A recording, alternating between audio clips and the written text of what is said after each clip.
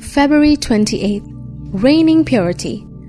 God's holiness is connected with God's reigning or ruling. It is very interesting to note that a number of psalms which start with "The Lord reigneth" end with holiness.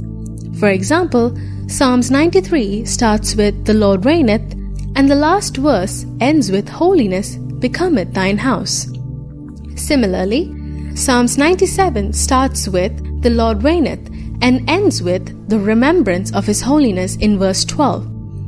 Again, Psalms 99 begins with "The Lord reigneth" and ends with "Our God is holy," verse 9. What we learn from this is that God wants holiness to rule in our lives so that He may reign or rule over us. The holy God may not be able to rule over those who do not love His holiness. Rulers or leaders should be those in whom the Lord reigns in holiness.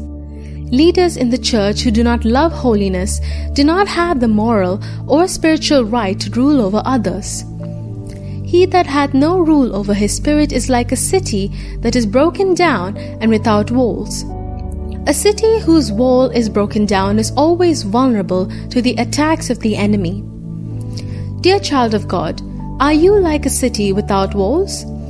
The devil and his agents are playing havoc in your life then. Perhaps the reason for some of your major problems is that you have not let the Lord or His holiness rule over you. Let the government of your life be upon His shoulder. Then of the increase of His government and peace there shall be no end. In other words, as God rules in your life with His holiness, He will rule over all the powers of darkness in your life, bringing triumph in all your trials. Let purity crown your spiritual life.